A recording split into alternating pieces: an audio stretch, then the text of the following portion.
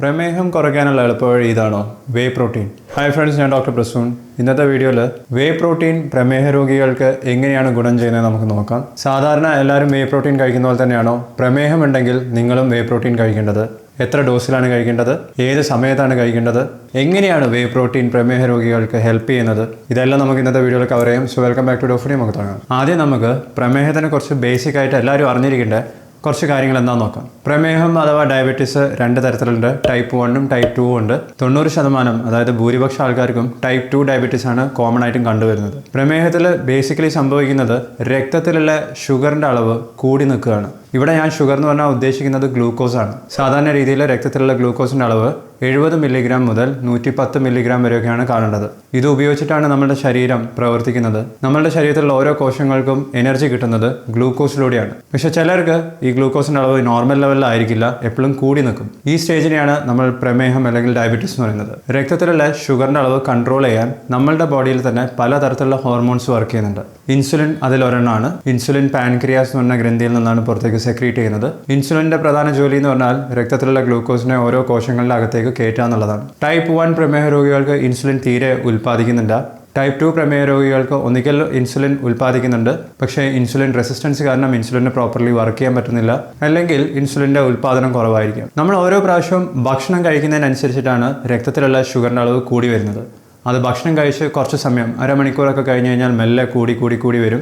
2 മണിക്കൂറൊക്കെ ആകുമ്പോഴത്തേക്കും പിന്നെ അത് കുറഞ്ഞു വരികയാണ് ചെയ്യുക. നമ്മൾ ഏത് തരത്തിലുള്ള ഭക്ഷണമാണോ കഴിക്കുന്നത് അതിനനുസരിച്ച് രക്തത്തിലുള്ള ഗ്ലൂക്കോസിൻ്റെ അളവ് കൂടുന്നത്, അതിൻ്റെ സ്പീഡ് അതിൽ വ്യത്യാസം ഉണ്ടാവും. ഇതിനെയാണ് ഗ്ലൈസമിക് ഇൻഡെക്സ് എന്ന് പറയുന്നത്. ഓൾറെഡി പ്രമേഹം ഉള്ള ആൾക്കാർ സ്ഥിരമായി ചെയ്യുന്ന 3 ടെസ്റ്റുകളിൽ ഒന്ന് HbA1c ആണ്, അല്ലെങ്കിൽ ഗ്ലൈക്കേറ്റഡ് ഹീമോഗ്ലോബിൻ എന്ന് പറയും. രണ്ടാമത്തത് ഫാസ്റ്റിംഗ് ബ്ലഡ് ഷുഗർ ആണ്, അതായത് ഭക്ഷണമൊന്നും കഴിക്കാത്ത സമയത്ത് രക്തത്തിലുള്ള ഗ്ലൂക്കോസിൻ്റെ അളവ് എത്രയാണെന്ന് നോക്കുന്ന ടെസ്റ്റാണ്. മൂന്നാമത്തത് PPBS അഥവാ പോസ്റ്റ് പ്രാൻഡിയൽ ബ്ലഡ് ഷുഗർ എന്ന് പറയും. അതായത് ഭക്ഷണം കഴിച്ച് 1.5-2 മണിക്കൂർ കഴിഞ്ഞിട്ട് രക്തത്തിൻ്റെ സാമ്പിൾ എടുക്കുന്നു, അതിൽ എത്ര ഗ്ലൂക്കോസിൻ്റെ അളവുണ്ടെന്ന് നോക്കും.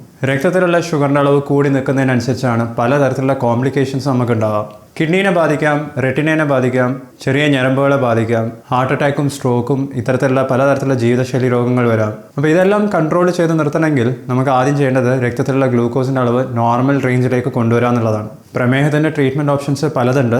ആദ്യം തന്നെ മരുന്ന് കഴിച്ച് തുടങ്ങുമ്പോൾ ഇൻസുലിൻ ഇഞ്ചക്ഷൻ എടുക്കുകയല്ല വേണ്ടത്. ആദ്യം ചെയ്യേണ്ടത് ഭക്ഷണം ക്രമീകരിക്കുക, ഭക്ഷണത്തിലുള്ള കാർബോഹൈഡ്രേറ്റ്സിൻ്റെ അളവ് കുറയ്ക്കുക, കൂടുതൽ ഫൈബർ അടങ്ങിയിട്ടുള്ള ഭക്ഷണം കഴിക്കുക. ഉദാഹരണത്തിന് ഫ്രൂട്ട്സും വെജിറ്റബിൾസും. ബോഡി വെയിറ്റ് കൂടുതലുള്ളവർ ബോഡി വെയിറ്റ് കുറയ്ക്കാൻ ശ്രമിക്കണം. എക്സസൈസ് ചെയ്യാത്തവർ എക്സസൈസ് ചെയ്ത് തുടങ്ങണം, പ്രത്യേകിച്ചും കാർഡിയോ എക്സസൈസ്. ഇതെല്ലാം ചെയ്ത് തുടങ്ങിയാൽ തന്നെ രക്തത്തിലുള്ള ഗ്ലൂക്കോസിൻ്റെ അളവ് നോർമൽ റേഞ്ചിലേക്ക് വരും. ഇനി നമുക്ക് വേ പ്രോട്ടീൻ്റെ റോൾ എന്താണെന്ന് പറയാം. വേ പ്രോട്ടീൻ എന്ന് പറയുന്നത് പാലിൽ നിന്നും കിട്ടുന്ന ഒരു തരത്തിലുള്ള പ്രോട്ടീനാണ്. പാലിൽ 2 മെയിൻ തരത്തിലുള്ള പ്രോട്ടീനുകളുണ്ട്. 80% പാലിലുള്ള പ്രോട്ടീൻ കെസീനാണ്.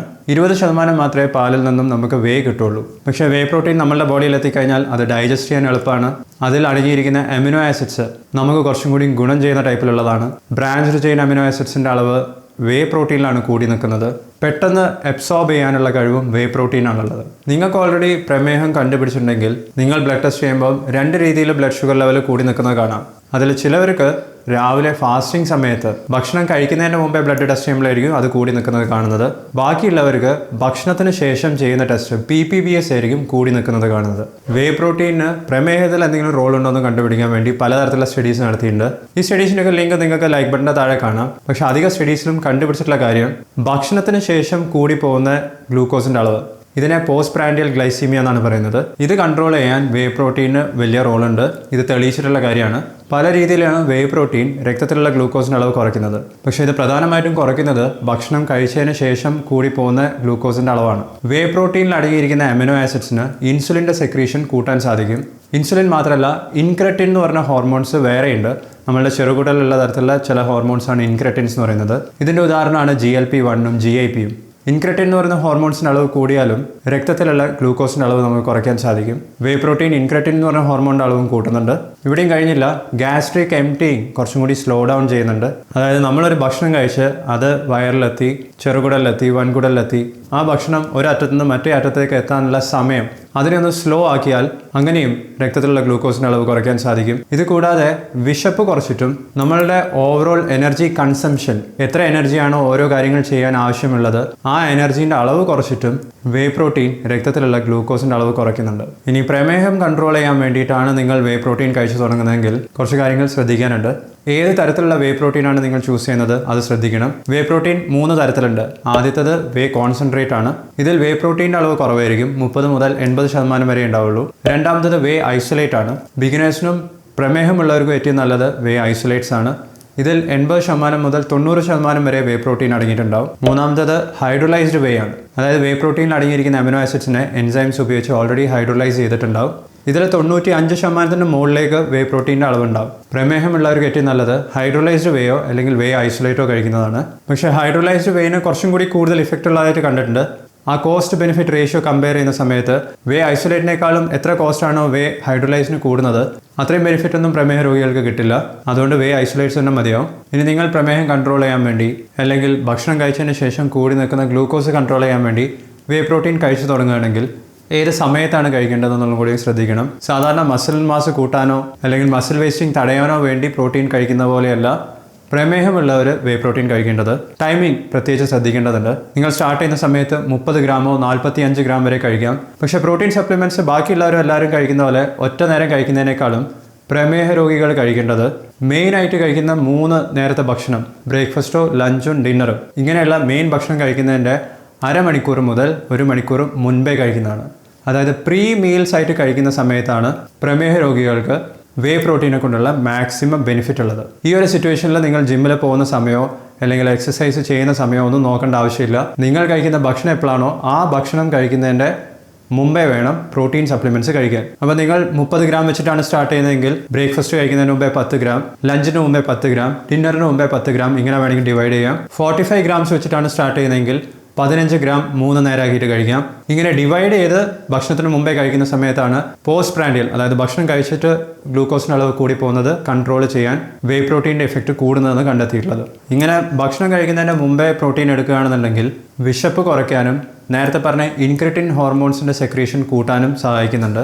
അങ്ങനെയും രക്തത്തിലുള്ള ഗ്ലൂക്കോസിൽ കൺട്രോൾ ചെയ്യാം. ഭക്ഷണത്തിന് മുമ്പേ വേ പ്രോട്ടീൻ കഴിക്കുന്നതിനെ കൊണ്ട് ഒരു ദിവസം മുഴുവൻ രക്തത്തിലുള്ള ഗ്ലൂക്കോസിൻ്റെ അളവ് നോർമൽ ലെവലിൽ തന്നെ നിർത്താനും ഇഫക്റ്റീവ് ആണെന്ന് കണ്ടെത്തിയിട്ടുണ്ട്.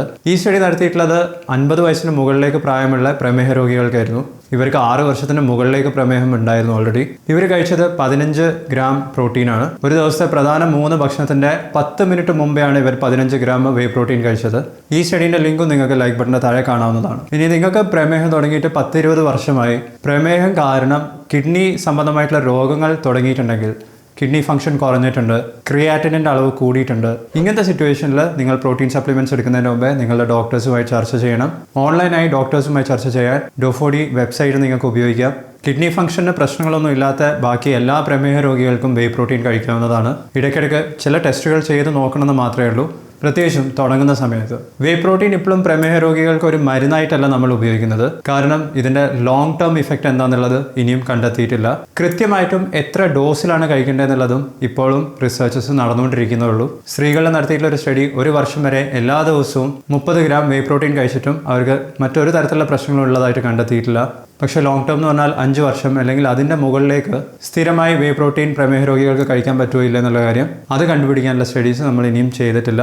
അപ്പോൾ നിങ്ങൾക്കും പ്രമേഹമുണ്ടെന്ന് കണ്ടെത്തിയിട്ടുണ്ട്, നിങ്ങൾക്കും ഭക്ഷണം കഴിച്ചതിന് ശേഷം രക്തത്തിലുള്ള ഗ്ലൂക്കോസിൻ്റെ അളവ് കൂടുന്നതായിട്ട് കണ്ടെത്തിയിട്ടുണ്ടെങ്കിൽ നിങ്ങൾക്കും പ്രോട്ടീൻ സപ്ലിമെൻറ്റ്സ് സ്റ്റാർട്ട് ചെയ്യാവുന്നതാണ്. ഞാൻ റെക്കമെൻഡ് ചെയ്യുന്ന ചില വേ പ്രോട്ടീൻ ബ്രാൻഡ്സ്, അതിൻ്റെ ലിങ്ക് നിങ്ങൾക്ക് പിൻഡ് കമൻറ്റിലും ലൈക്ക് ബട്ടൻ്റെ താഴെയും കാണാം. നിങ്ങൾക്ക് ഈ വിഷയത്തിൽ കൂടുതൽ എന്തെങ്കിലും ക്വസ്റ്റ്യൻസ് ഉണ്ടെങ്കിൽ വീഡിയോയുടെ താഴെ കമൻറ്റ് ചെയ്യുക. നിങ്ങൾക്ക് പ്രമേഹമുണ്ട്, വെയിറ്റും കൂടുതലാണെന്നുണ്ടെങ്കിൽ വെയിറ്റ് കുറയ്ക്കാനും നിങ്ങളുടെ ബ്ലഡ് ഷുഗർ കൺട്രോൾ ചെയ്യാനും സെമാഗ്ലൂട്ടൈഡ് എന്ന് പറഞ്ഞ മരുന്ന് ഇപ്പോൾ വളരെ കോമൺ ആയിട്ട് ഉപയോഗിക്കുന്നുണ്ട്. സെമാഗ്ലൂട്ടൈഡിനെ കുറിച്ച് കൂടുതൽ അറിയണമെന്നുണ്ടെങ്കിൽ ഈ വീഡിയോ കാണുക. ഇതിപ്പോൾ ഇന്ത്യയിലും അവൈലബിൾ ആണ്. നിങ്ങൾക്ക് ഈ വീഡിയോ ഇഷ്ടപ്പെട്ടിട്ടുണ്ടെങ്കിൽ ലൈക്ക് ചെയ്യുക, ചാനൽ സബ്സ്ക്രൈബ് ചെയ്യുക. പ്രമേഹമുള്ള എല്ലാ ഫ്രണ്ട്സിനും ഫാമിലി മെമ്പേഴ്സിനും ഈ വീഡിയോ ഷെയർ ചെയ്യുക. ഞാൻ നിങ്ങളെ നെക്സ്റ്റ് വീഡിയോയിൽ കാണാം. Thank you so much watching. By.